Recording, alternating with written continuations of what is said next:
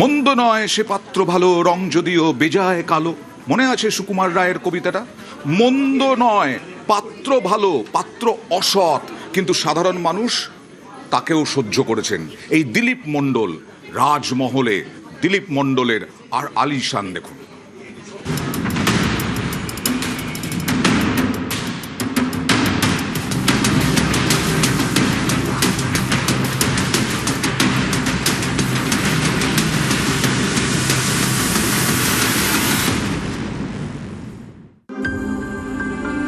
এমন এক অন্ধকার সময় আসে যখন সৎ থাকার অর্থ রাস্তায় দাঁড়ানো, যখন বিশ্বাস মানেই পায়ের নিচে মাটি নেই।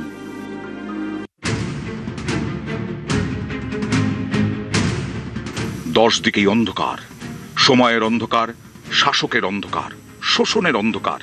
এই অন্ধকারেই তৈরি হয়েছে একের পর এক দিলীপ মণ্ডল, তৃণমূলের এক একটা আনমোল রতন।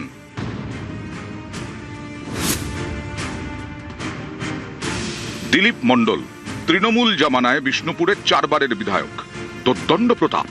দক্ষিণা হাওয়ায় গাছের পাতাও নাকি দিলীপের কথায় নড়ত। পালাবদল হতেই এ হেন দিলীপের বাড়িতে পুলিশের তল্লাশি। বাড়িতে ঢুকতেই চোখ ছানা বড়া।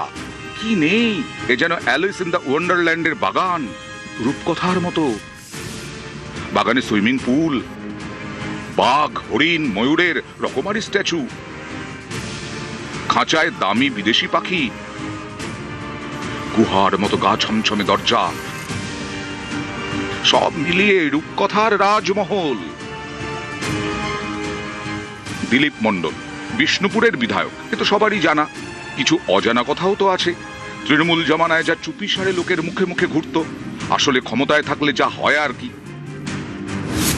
মন্দ নয় সে পাত্র ভালো, রং যদিও বেজায় কালো, তার উপরে মুখের গড়ন অনেকটা ঠিক পেঁচার মতন।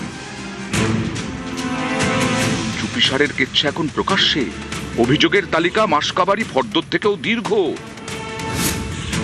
ভয় দেখিয়ে জমির টাকা লুট, একচেটিয়া প্রমোটিং, খালের মাটি চুরি, টেন্ডার দুর্নীতি।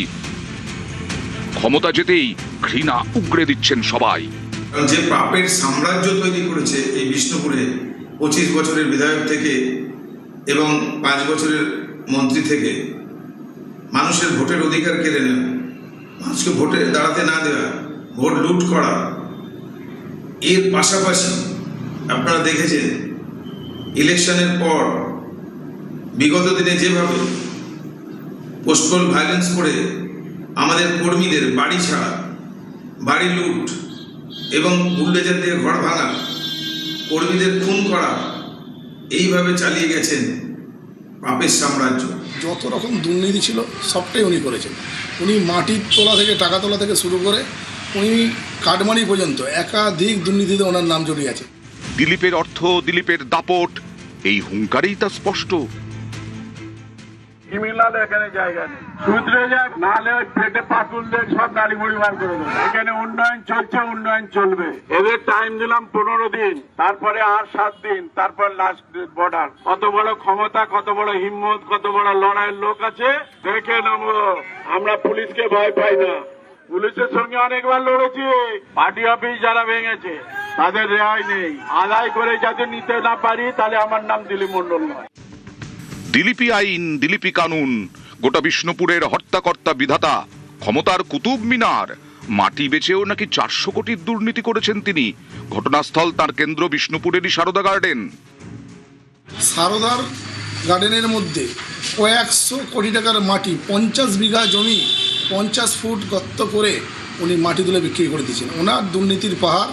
আজকে উনি না হলে 5000 কোটি টাকার মালিক হতে পারেন না। পাপের সাম্রাজ্য, বেআইনি সম্পত্তি তৈরি করা এবং বিভিন্নভাবে আজকে প্রজেক্ট প্রমোটিংয়ের মাধ্যম দিয়ে মানুষের জমি জোর করে হরণ করা, জোর করে জমি থেকে মাটি কেটে নেওয়া, পুরো সিন্ডিকেট বানিয়ে আজকে যে রাজ চলছিল।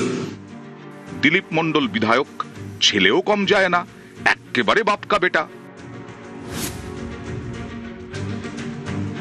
অস্ত্রসহ পুলিশের জালে ছেলে অভিক ও তার সাকরেদ। বাড়িতে পুলিশে অভিযানের পর থেকেই বেপাত্তা ছিলেন তৃণমূল বিধায়ক দিলীপ মণ্ডল। খোঁজ মিলল পুরীতে, শ্রীধাম থেকে একেবারে শ্রীঘরে। অর্পণ মণ্ডল, নিউজ 18 বাংলা।